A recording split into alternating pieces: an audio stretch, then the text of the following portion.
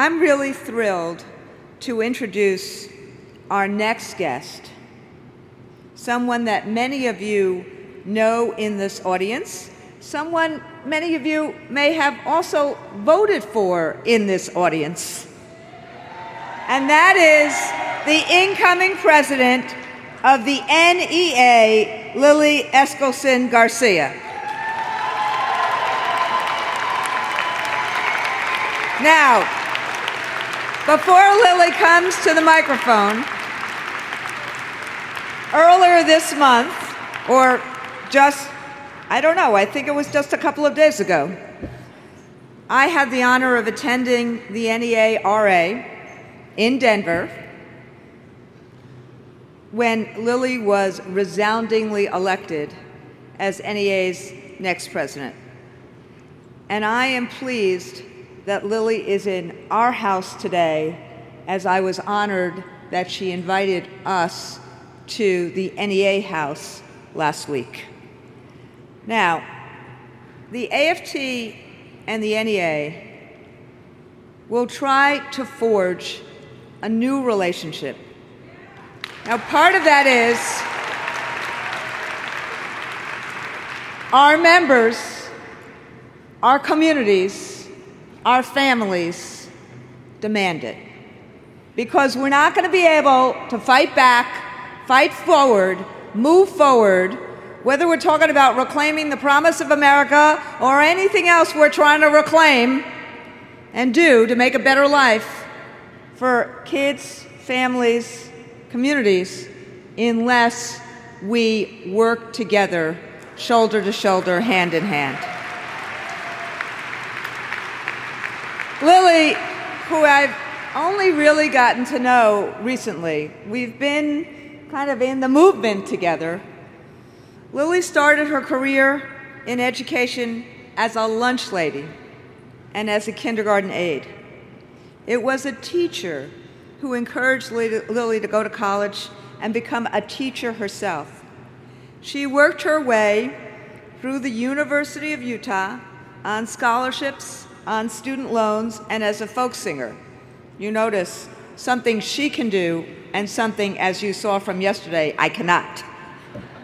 She graduated magna cum laude in elementary education, later earning her master's degree in instructional technology. During her 20-year career as an elementary school teacher, she also worked with homeless children at a shelter in Salt Lake City suburbs. She gained the kind of experience and expertise that only someone who has actually been in the trenches and facing adversity and seeing those challenges and helping kids could do. Doing so much so that she not only became the head of her state organization, but also Teacher of the Year in Utah. I am honored to present my friend and my sister and fellow union president and activist, Lily Eskelsen Garcia.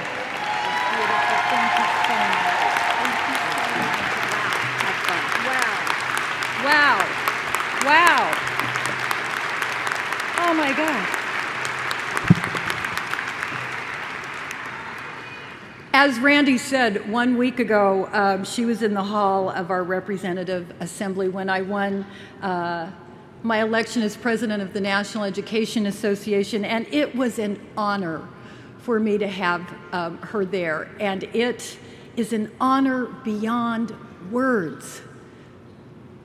No, I have plenty of words. Nothing is beyond words for me, so it is a really big honor to be here today.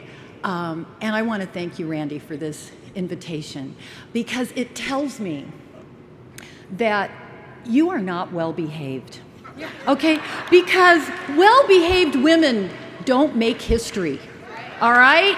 And so you know that we're making history right now, right here, because we are supposed to be these fierce competitors. We're supposed to fight amongst ourselves. I made a career out of doing things I'm not supposed to do because it's a lot more fun when you do that. So I remember when I was teaching 6th grade, I wasn't supposed to run for U.S. Congress because I'm a Hispanic, Unitarian, Democratic, woman, union leader, which is the dream profile for Utah's 2nd district. And as a candidate, I wasn't supposed to say anything controversial, but I did. And when you're running for U.S. Congress, you say things into microphones at press conferences. And I remember coming home late one evening and stopping off at the grocery store for milk. And while I was in the aisle, this woman with a cart was staring at me. And she came up to me and she said, "You're that teacher on TV. I saw you on the news.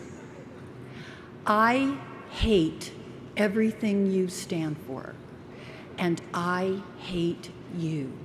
And I said, and yet I know if we had the chance to really get to know each other, that the feeling would be mutual. You know,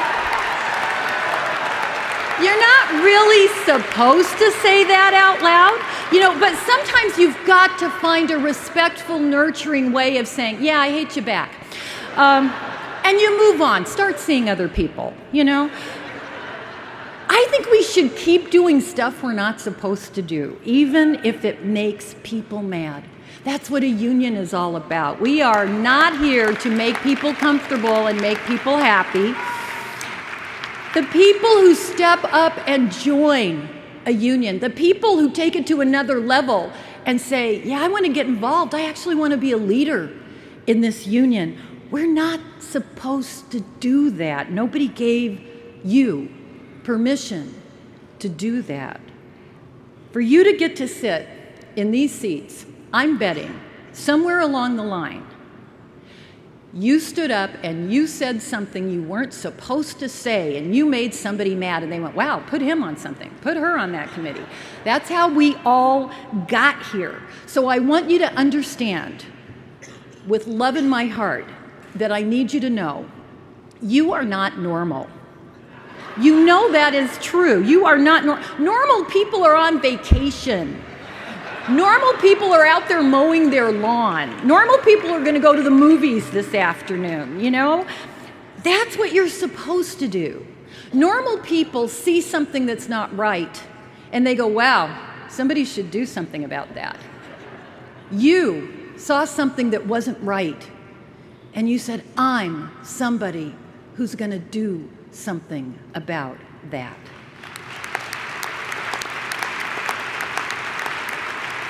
My friend Sue, who taught next door to me for 10 years at Orchard Elementary, was at the election too last week, and she said, "You realize, Lily, the irony of you being elected president of the National Education Association, because you hated faculty meetings, and now your life is one big, long, internal faculty meeting."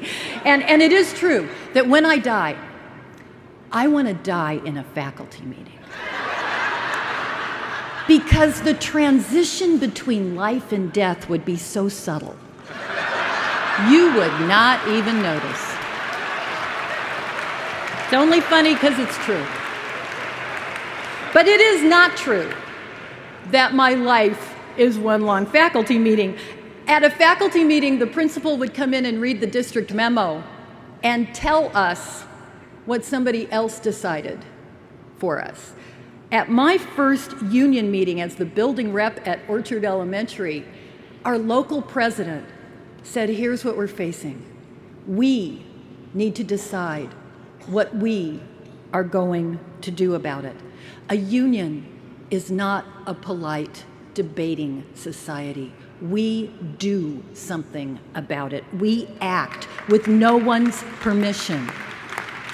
And today, we are being called on to act, to save the essential public services that have been the foundation of a middle-class community, a safe, healthy neighborhood, the ability for a mom and dad to work at a job and make a decent living, and the most important essential service in any community, that every child is able to go to a good, high-quality public school. Our work is the future of everything, no pressure.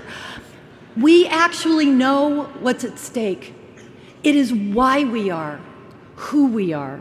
It is why we are so fearless and why we will not stay silent when people, for their own profit or political posturing, subvert words like reform or accountability.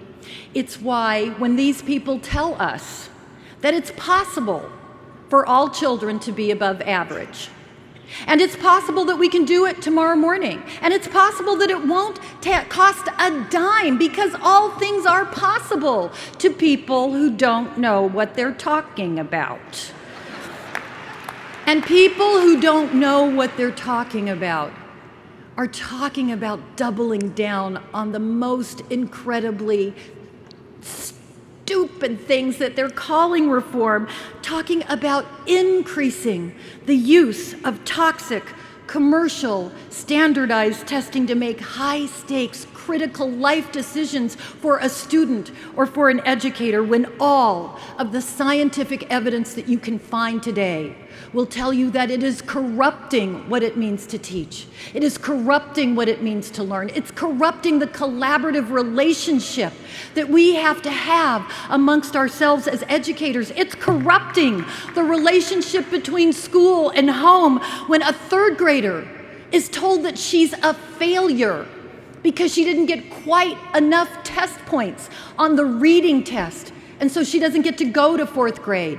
When a high school senior is told that he missed the cut score on a math test by 2 points, so it doesn't matter what else he did in his entire senior year, he's not going to graduate. So many of my friends, my colleagues, have given up. They have left a profession that they love because of this so-called phony accountability system, because this system broke their spirits and it broke their hearts. And they left rather than feel complicit in hurting their students and demeaning their profession. And I can't find it in my heart to blame them, but I'm not talking to them. Not one of them is in this room. I'm talking to you. You did not give up. You are standing strong. You are here because you are going to act. And you know it won't be easy.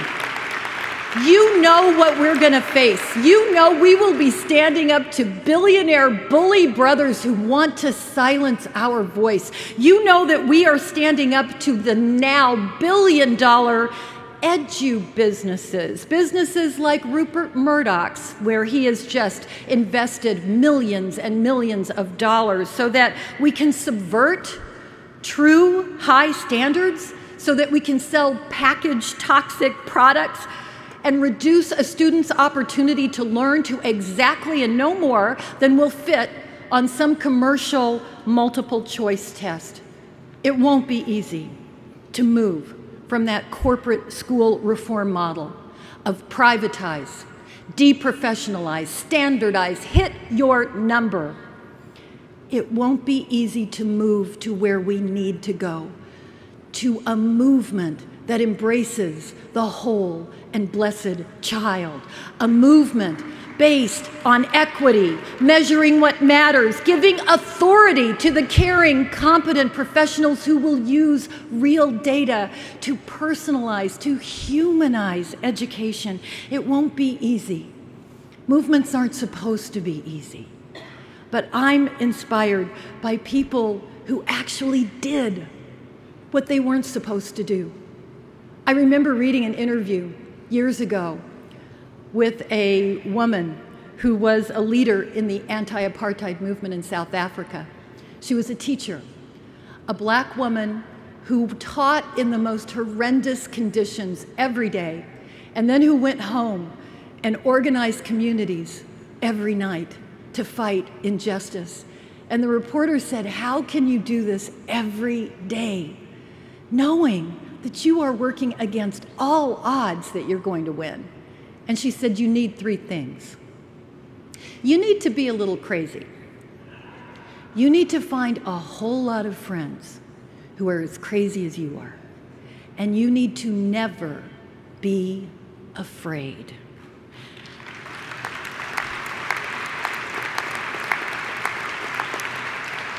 We are all a little crazy. Look around you. We are not alone, are we, Randy?